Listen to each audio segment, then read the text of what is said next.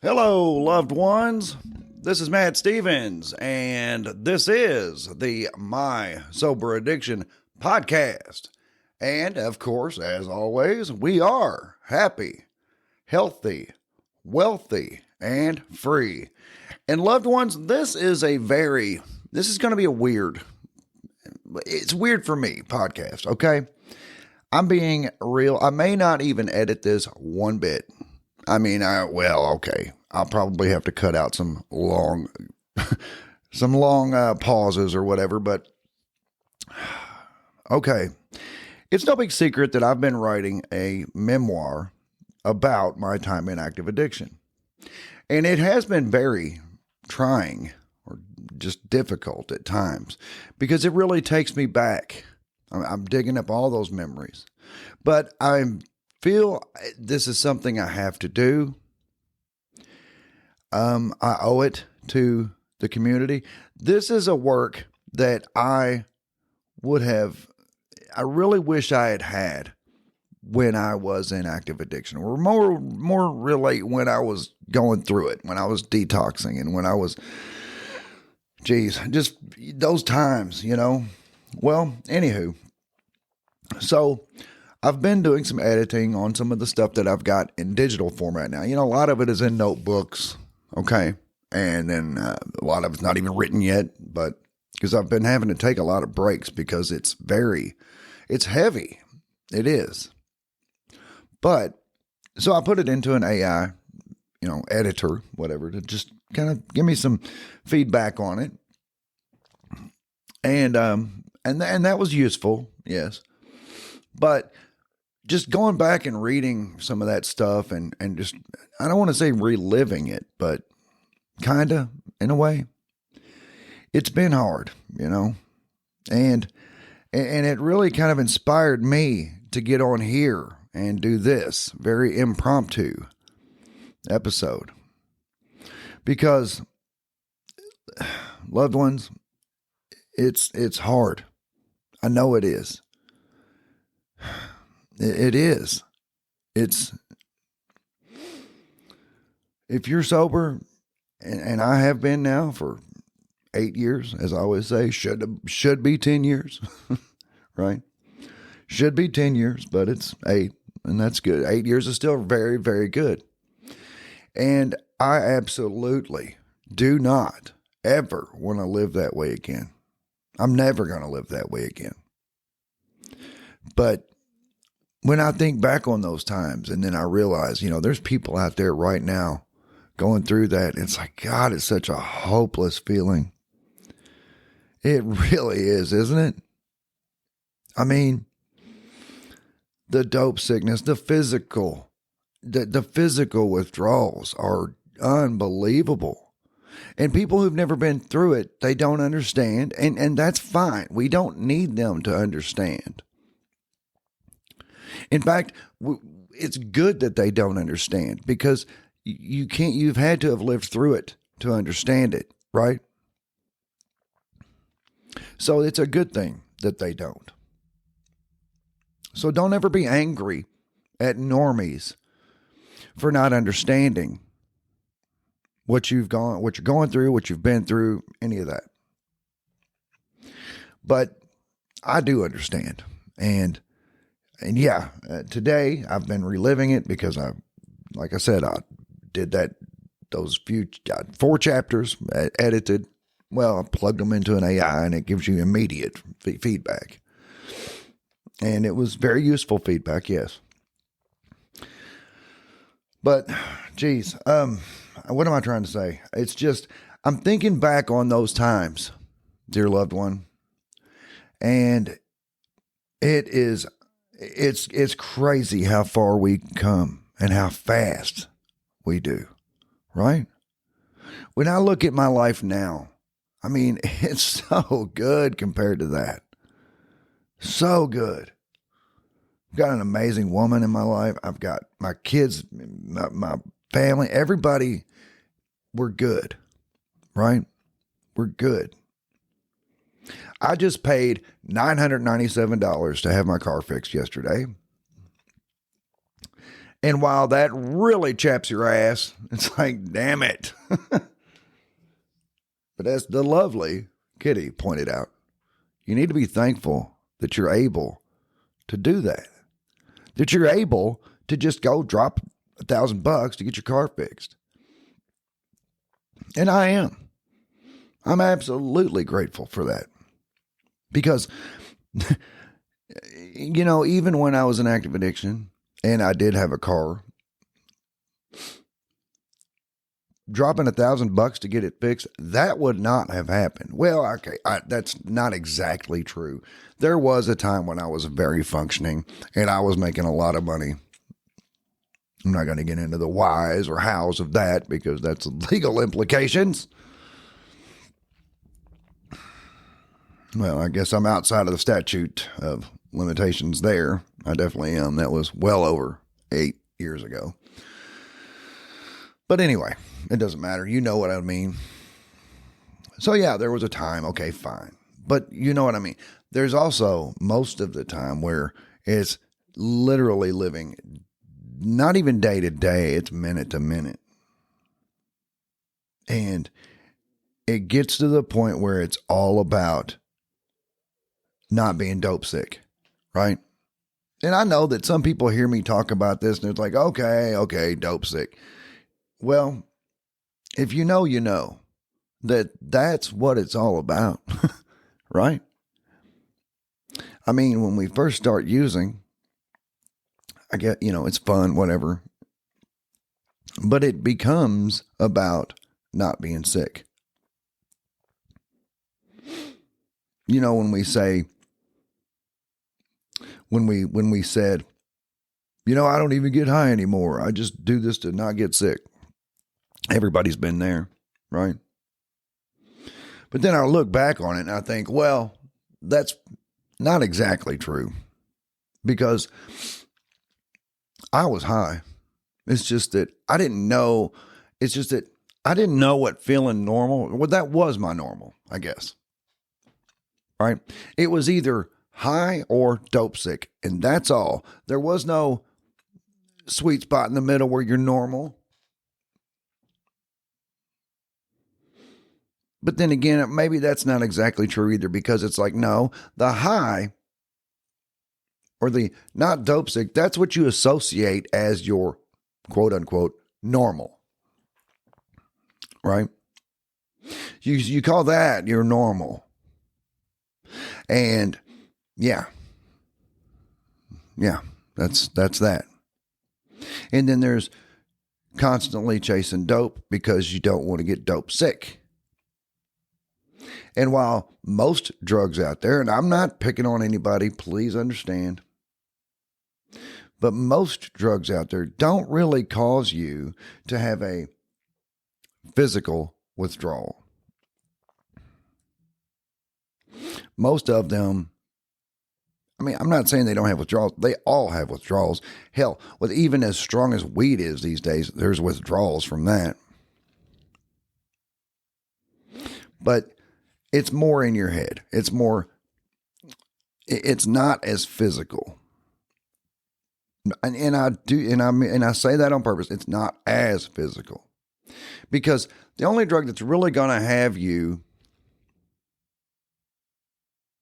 throwing up all over yourself, snot streaming out of your nose to the point where it's hanging down to your freaking waist, right? Shitting all over yourself, all of those things. And I realize there are some alcohol withdrawal is very bad. Yes. Alcohol, there's only 2 drugs really that can directly kill you from the withdrawal. Alcohol being one, Xanax being the other. Because those can cause you to go and have a seizure and all that. I understand. I get it. I do. But my experience is with opioids. Right?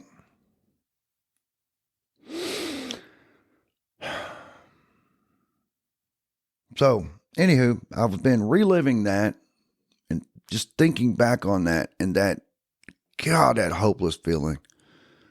It is so It's just so hopeless.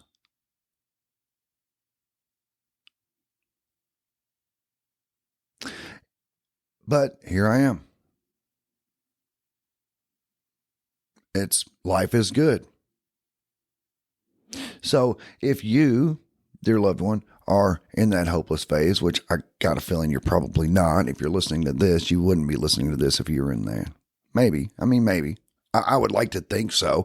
I would love to think that there are people out there that I'm convincing to go get sober. Sure. But I also know addicts, and you're probably not going to listen to this if you're in that state.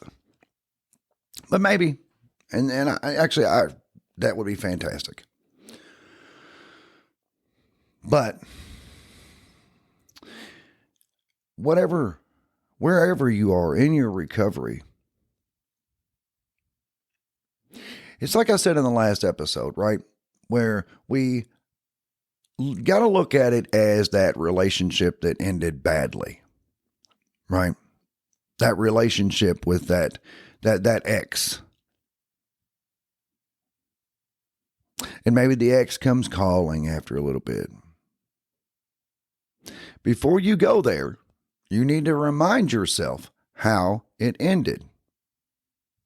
Did it, in the case of opioids, it did not end well. But once we get some separation, it's easy to not think about those times, the bad times. It's easy to think about the good times, right? It's easy to think about when it was fun. Back when we still got a buzz or whatever, or at least noticed that we were buzzing. But yeah, I've been going through this memoir and it's good. It's very good. I'm proud of it so far. And I do believe that once I get it published, if someone is struggling, they can read that and realize a couple of things. One, I'm not alone. These feelings I'm having, this dread I'm feeling, this incredible loneliness, this crushing dread and crushing loneliness that I'm feeling is not true. Well, the dread is true, but you're not alone. There are people who have been through this, and guess what? They came out on the other side, and they're living good lives now. In a lot of cases, they own businesses and things like that. And in some cases, that's because it's a case of need, because they might have they may have a criminal record as long as their arm and can't get a job otherwise. So they started a business, and now they are making more money than they ever would have had they gotten that regular job. So congratulations to you, if that's you. That's what I encourage people to do. I encouraged in my last episode. In fact, as I'm recording this, it's not out yet. It'll be published tomorrow. Now, I'm not sure when I'll put this out.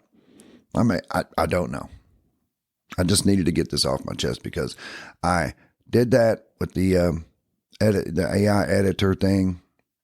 And so therefore I was going through all that stuff, and it's like, geez, that feeling like when he got robbed for my dope, and it's that night sitting there struggling, trying to think of when, how am I going to not be dope sick? Right? Racking your brain, trying to come up with a plan. Yeah, it's all that. So anyway, but those feelings of just sitting there, like sitting on a porch, on a stoop, and just thinking, what am I going to do? What am I going to do? Knowing there's help out there. Knowing you could go check into a facility somewhere. Maybe a detox, maybe a rehab, maybe even a hospital. But of course, in that moment, we're not thinking that way. We're thinking, I gotta get some dope. I gotta get sober. You could go to a clinic for for maintenance meds. There's help out there. Of course, in that moment, that's not an option. It's insanity. It's like, why are you not allowing that something to be an option besides just figuring out a way to get some dope?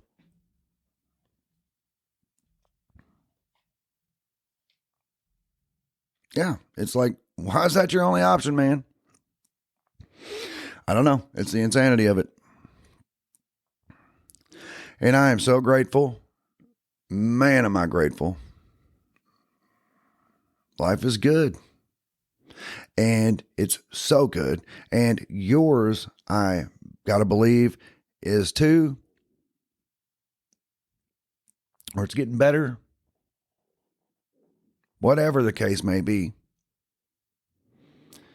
Don't go back.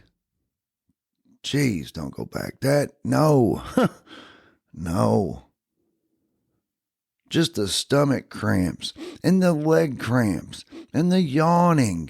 What's up with the yawning? Right? Just to remember when your legs would cramp and kick and jerk? And your stomach was cramped so hard it was like shooting pains. And then you would vomit so hard that you would vomit blood. That's so ugly. And it's like, man, how did it ever get that bad? You're like probably laying there on a tile floor because that cold tile feels good against your skin thinking, how the hell did I come? How am I here? Well, dear loved one, I don't want that to be your motivation. That should never be motivation to stay sober. It's enough motivation to stay sober, yes. That alone should be enough to make you say, hell no, I'm never going back there. But I don't feel like that's a good motivation. A good motivation should be, I want to be happy and healthy and wealthy and free. Right? Like my mantra that I use at the beginning of every episode. That should be more of a motivation to stay sober.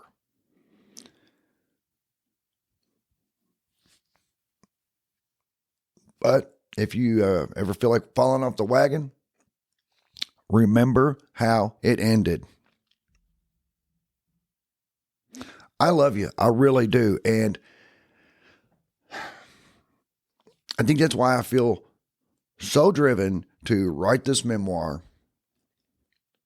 But it's hard to do because of these feelings that like I'm having right now. It dredges all that up. It causes me to relive it. But I also know the good thing about that is I know full well this memoir will be very authentic. It will be ridiculously authentic. Because I'm feeling it as I'm doing it. I have to take breaks from it because it's like, whew, that's too heavy. I mean, there's parts that are too, of course, I'm not the whole thing. I mean, I've got some funny stories about,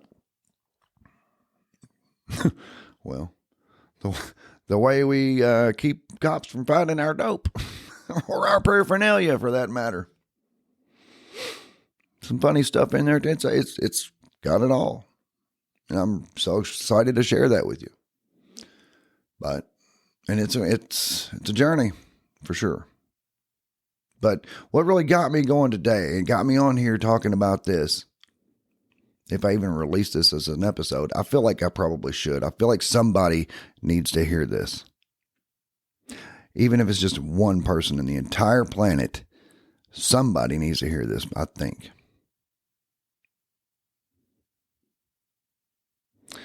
It is so ugly.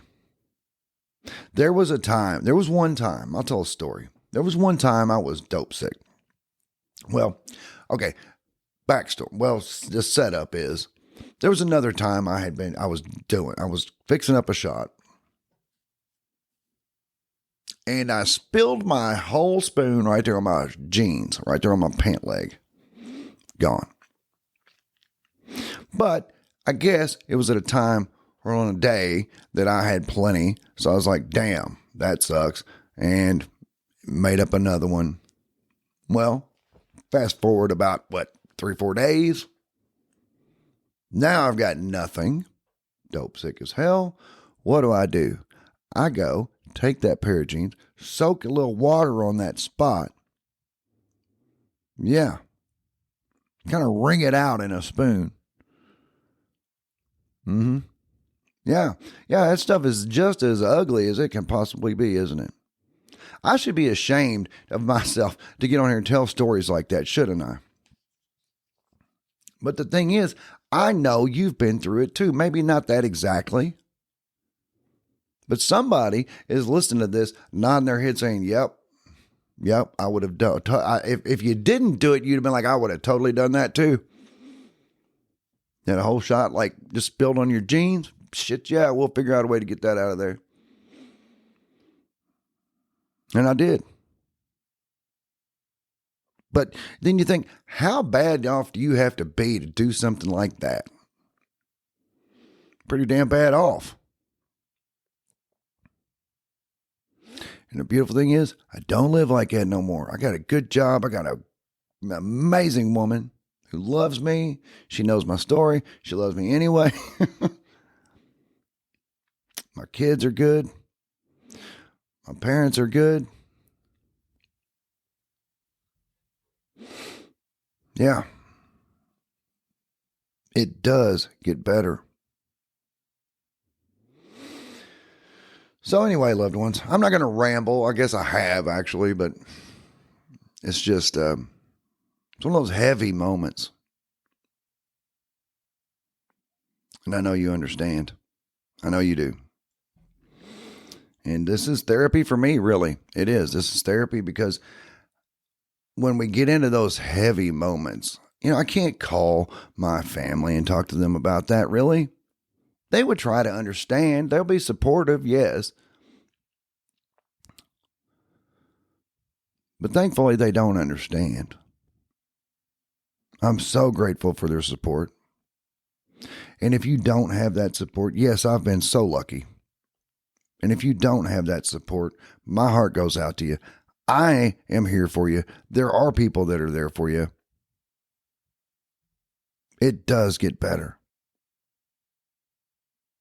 And even after you're clean and sober and things are going good, it gets even better. Yes.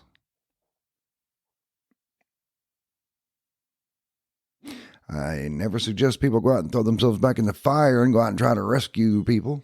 But, oh boy, Pee-wee's in there getting food. I never suggest people throw themselves back in the fire and go out there and try to rescue people. No sense throwing yourself in a situation where you may be tempted. So, I said, oh boy, Pee-wee's getting fed because his automatic cat feeder just went off and you can hear the food kind of hitting the metal bowl, jingle, jangling. I don't know I think you could probably hear it over here.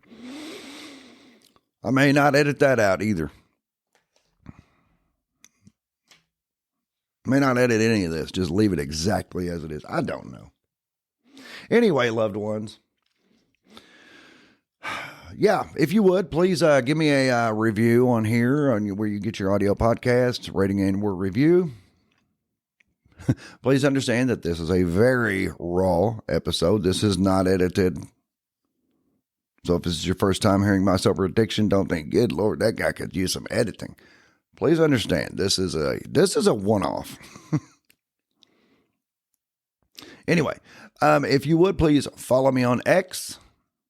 I like X because that's where I post all my audio podcast episodes and my YouTube channel videos. And if I do some blogging, which I have not lately because I'm focused on the memoir. But anyway, anything I do, I post on X. Plus, if you need to reach me on the fly, you can reach me on there. Now, also on my on the podcast episodes description, there is a chat with Matt feature. You can send me a message there, but please understand I cannot reply there. So always leave me a way of getting back with you. Leave your email address or whatever. Leave me a means of getting back with you. Unless you just got something you want to say, and that's all. But if it's going to require me getting back with you, definitely give me a way of doing that. Yeah. And that's what I got. I do love you, loved ones. I really do. And I'll be back directly.